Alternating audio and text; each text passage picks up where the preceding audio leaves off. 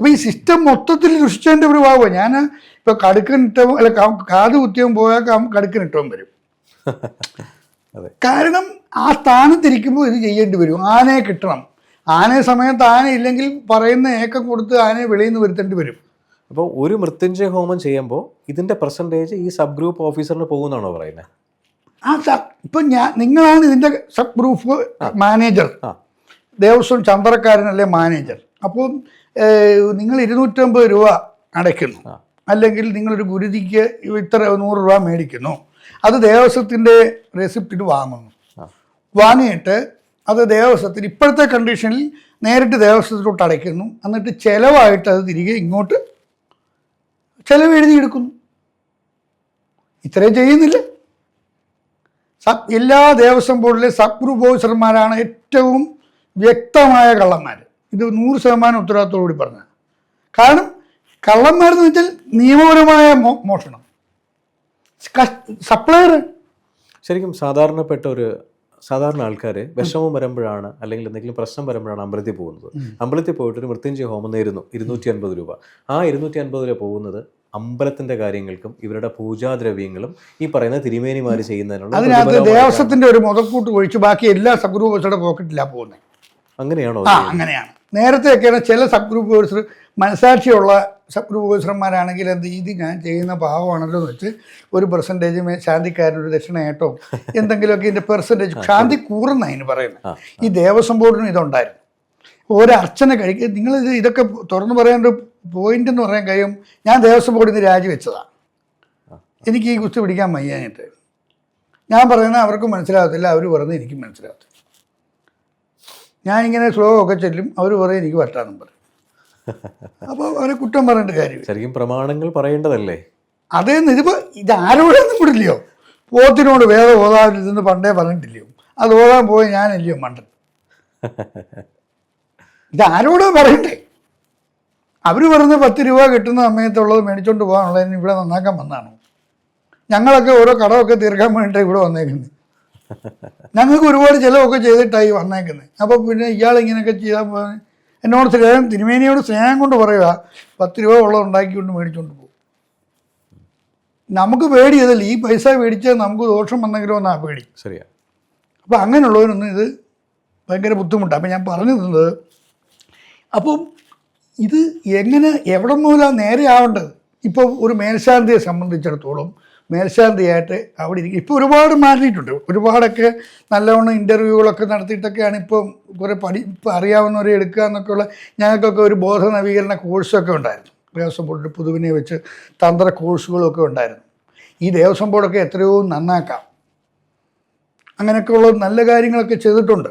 അതിൻ്റെയൊക്കെ ഗുണഫലം ഇല്ലെന്ന് പറയാൻ പറ്റത്തില്ല. നല്ല നല്ല ആൾക്കാരിയ്ക്കുമ്പോൾ എവിടെ അങ്ങനെയാണല്ലോ. അപ്പം അങ്ങനെ വരുമ്പോൾ പക്ഷേ ഞാൻ 1ാം റാങ്കോട് കൂടി ദേവസ്വം ബോർഡിൽ നിന്ന് ശാന്തി വിദ്യാപഠിച്ച് 1ാം റാങ്കോട് കൂടി ഇങ്ങോട്ട് വന്നപ്പോൾ വലിയൊരു ചട്ടും എടുത്താണ് കയ്യിൽ തരുന്നത്. അപ്പോൾ ഈ നോളജ് ഒന്നും വെച്ചിട്ടല്ല, അവിടെ സീനിയോറിറ്റിയും ഒന്നും അറിയാൻ മേയാത്തവൻ്റെ കീശാന്തിയായിട്ടായിരിക്കും നമ്മൾ നിൽക്കേണ്ടി വരുന്നത്.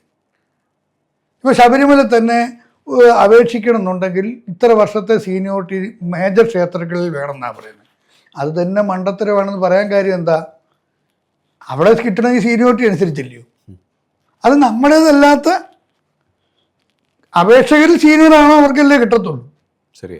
അപ്പം അതുകൊണ്ട് ഞാൻ രാജിവെച്ചിട്ട് പ്രൈവറ്റ് സർട്ടിഫിക്കറ്റ് ഉള്ളതുകൊണ്ടാണ് എനിക്ക് അപേക്ഷിക്കാൻ പറ്റുന്നത്. ഇല്ലെങ്കിൽ ഈ ജന്മത്ത് ഞാൻ കീശാന്തിയായിട്ടല്ലേ ഇരിക്കത്തുള്ളൂ. കീശാന്തിക്ക് അവിടെ അപേക്ഷിക്കാൻ പാടില്ല. അറിവല്ല അവിടെ മാനദണ്ഡം.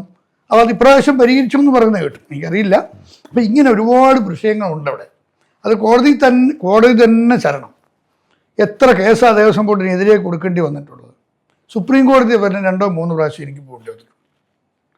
അപ്പോൾ എനിക്കായതുകൊണ്ട് എങ്ങനെയൊക്കെ നടന്നു. അത് സാധാരണക്കാരൻ എനിക്കിത് ഈ മറ്റ് പല തൊഴിലുകളോ ജ്യോതിഷമൊക്കെ ഉള്ളത് കൊണ്ട് ഇവരെ പേടിക്കേണ്ടാത്തത് കൊണ്ടാണ് ഉള്ള കാര്യം പറയാൻ പറ്റുന്നത്. അപ്പോൾ ഈ മന്ത്രത്തിൻ്റെ കാര്യമാണ് ഞാൻ പറഞ്ഞത്. ഇതൊക്കെ അപ്പം ഔട്ടാവാൻ സാധ്യതയുണ്ട്.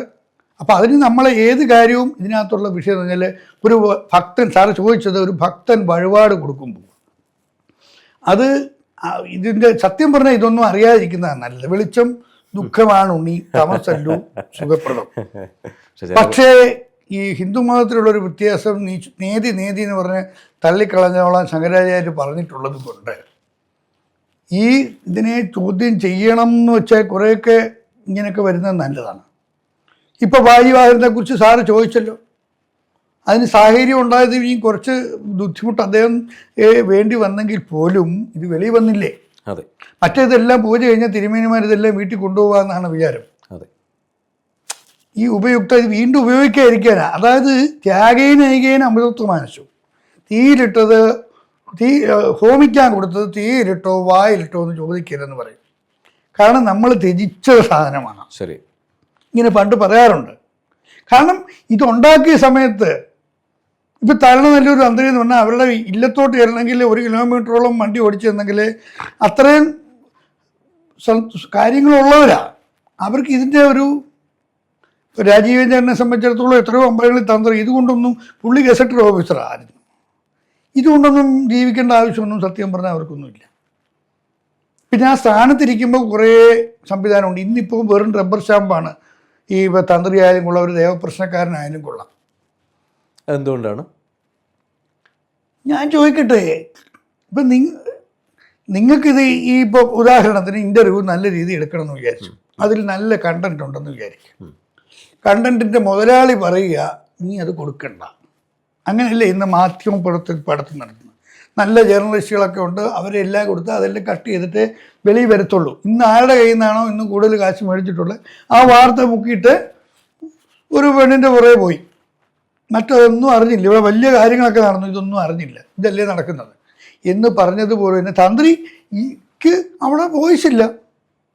അതും ഞങ്ങളുടെ ഒരു കേസിൻ്റെ ഒരു ഭാഗമാണ്. കാരണം ഈ വെറും താന്ത്രികമായ വിഷയം മാത്രമാണ് തന്ത്രിയുടെ അധികാരത്തിൽപ്പെട്ടത്. ഭരണപരമായ കാര്യത്തിൽ തന്ത്രിക്ക് ഇനിയും പ്രത്യക്ഷത്തിൽ അടിച്ചുകൊണ്ട് പോകുന്ന കണ്ടാൽ പോലും ഒന്നും പറയാൻ പറ്റില്ല. None of your business. ഇപ്പം ഞാൻ ചോദിക്കട്ടെ, ഒരു മാല എടുത്ത് സാറിൻ്റെ കയ്യിൽ കിടക്കുന്നത് ഈ അല്ല എൻ്റെ കയ്യിൽ കിടക്കുന്നത് സ്വർണ്ണമാണോ മുക്കാണോ എന്ന് എങ്ങനെ അറിയും? കണ്ടാൽ ഞാൻ അതിനകത്ത് എക്സ്പെർട്ടാണോ? അല്ല. ഇവിടെ ICICI ബാങ്കിൻ്റെ എന്തോ ഒരു ടെസ്റ്റ് നടന്നത് ഗോൾഡ് സാധനം മുറിച്ചിട്ട് മനസ്സിലായില്ല. അപ്പം അങ്ങനെയുള്ള ഒരു കാലഘട്ടത്തിൽ ഇപ്പം ദേവപ്രശ്നത്തിൽ ഇതിനകത്ത് വേറൊരു വലിയ വിഷയമുണ്ട്. ഇതൊക്കെ പറയേണ്ടി വരുന്നത് പറഞ്ഞാൽ ദേവപ്രശ്നം കൈകാര്യം ചെയ്യുന്നതുകൊണ്ടാണ്. ചോദ്യം അതുമായിട്ട് ബന്ധപ്പെട്ട് വന്നാൽ പറയാം. ഈ കൊടിമരത്തിൻ്റെ വിഷയമൊക്കെ ഈ ദേവപ്രശ്ന സമയങ്ങളിൽ തിരുമേനി പറഞ്ഞപ്പോൾ ഓർമ്മിക്കുന്ന പല പ്രഗത്ഭമായ അമ്പലങ്ങൾ, നമ്മൾ ഏറ്റവും കൂടുതൽ വിശ്വസിക്കുന്ന അമ്പലങ്ങൾ പോലും നെക്സ്റ്റ് ദേവപ്രശ്നങ്ങൾക്ക് മുൻപ് ഈ ഒരുപാട് പുഴുക്കൾ കാണാൻ പറ്റുന്നുണ്ട്. ഈ നമ്മുടെ ഈ ഇത് ശ്രീകോവിലിനകത്ത് വിഗ്രഹത്തിനടുത്ത്. 2 ഈ കൊടിമരത്തിന് ചിതലകൾ സംഭവിക്കുന്നു എന്ന് പറയുന്നു. ഇതൊക്കെ ശരിക്കും എന്തുകൊണ്ടാണ് സംഭവിക്കുന്നത്? ചൈതന്യം കുറയുന്നുണ്ടാകുന്നതാണ് അതിൻ്റെ സത്യം. അതായത് 100 വയസ്സുള്ള ഒരു അമ്മൂമ്മ, അതുവരെ അവരിങ്ങനെ കഴിച്ചുകൊണ്ടിരിക്കുക, മരിച്ചു. അരമണിക്കൂർ കഴിഞ്ഞപ്പോൾ തൊട്ട് അതേ ലീച്ച വന്നിരിക്കുന്നു. അതെ എന്ന് പറഞ്ഞാൽ ചൈതന്യം കുറഞ്ഞു എന്നുള്ള എൻ്റെ ഈ വെളിയിലുള്ള ഇൻഡിക്കേഷൻസ് ആണിത്. ഓക്കെ. ഇപ്പോൾ കോൺക്രീറ്റ് വീട്ടിൽ ചതൽ കയറുന്നില്ലയോ? കയറുന്നുണ്ട്. ഇനി ദേവപ്രശ്നത്തിൽ 4-ാം ഭാവത്തിലോ അല്ലെങ്കിൽ 10-ാം ഭാവത്തിലോ അതിനുമായിട്ട് ബന്ധപ്പെട്ട ഭാവത്തിൽ പാപഗ്രഹങ്ങളുണ്ടെങ്കിൽ ഇത് ദേവന് അധീതമാണ് എന്ന് പറയും. അതിനകത്ത് ഇൻഡിക്കേഷൻ കാണിക്കുകയാണ്. അന്നേരം നമുക്കിത് ചെയ്യുന്നവരും മനുഷ്യരെന്ന് ആദ്യം ആലോചിക്കണം. മനുഷ്യരാണെങ്കിലും ഈ പറയുന്ന തന്ത്രിയും ഈ പറയുന്ന തിരുമേനിയും 50 വർഷം മുമ്പ് അദ്ദേഹം ഇവിടെ ഉണ്ടോ? 50 അത് എന്താണെന്ന് അറിയത്തക്ക അറിവില്ലല്ലോ. ഇല്ല. പക്ഷേ എല്ലാ ദിവസവും ദേവന് കൊടിമരത്തിനാകോ ആ പുള്ളി പുറത്ത് നോക്കുന്നുണ്ടോ? ഇല്ല, നോക്കുന്നില്ല. അത് ദേവപ്രശ്നത്തിൽ കൂടെ ഇത് എന്തിനാണ് ദേവപ്രശ്നം വെക്കുന്നത്? ക്ഷേത്രാതീരിത പഞ്ചതാധികം അവിജ്ഞാതം കിമപ്യസ്ഥിതിയിൽ വൈകല്യാദിജ പൂജനോത്സവ ചൂർണേന വാര്യാഹിതം. കുറേ റെസ്ട്രിക്ഷൻസ് ഇന്ന കാര്യങ്ങൾ അങ്ങനെയൊക്കെ ക്ഷേത്രത്തിൽ മരണം ഉണ്ടാകുക, ജനനം ഉണ്ടാകുക, അങ്കണമന്ത്രവാദികളിൽ മൂത്രങ്ങളോ രക്തം അതുപോലുള്ളത് വീഴുക, ഇങ്ങനെ കുറേ കാര്യങ്ങൾ കാണുന്ന നിമിത്തമുണ്ട്. കാണാതെ എന്തെങ്കിലും ഉണ്ടോ? ഛത്രാഗു നാഗു മധുഗാദി സമുദ്ഗമ അർച്ച ശ്വേത പ്രരോധ ഹസിത അണി തഥാ പ്രദഹ. ഇതൊക്കെയാണ് കൂണ്. ഛത്രാഗു എന്ന് പറഞ്ഞാൽ കൂണ്, ചെതല്, തേനീച്ച, ഇതൊക്കെ ഉണ്ടെങ്കിൽ ഇതെല്ലാം ഒരു ജനറലായിട്ട് പറഞ്ഞേക്കുന്നത് ഇങ്ങനെയൊക്കെ ഉണ്ടായിട്ടുണ്ട്, ഇങ്ങനെ എന്തൊക്കെയോ അവിടെ ദേവനഹിതമുണ്ട് എന്ന് പറയുന്നു എന്നാണ്. അത് ദേവപ്രശ്നത്തിൽ കൂടെ കണ്ടുപിടിക്കാൻ പറ്റും. പുറമേ ഉള്ളത് നമുക്ക് ചൈതന്യം ഉണ്ടോ ഇല്ലയോ നമുക്ക് പുറമേ കാണാൻ പറ്റത്തില്ല. ദേവപ്രശ്നത്തിൽ കൂടെ തന്നെ കണ്ടുപിടിക്കാൻ പറ്റത്തുള്ളൂ. ഞാൻ അവിടുത്തെ കാര്യമാണ് പറയുന്നത്.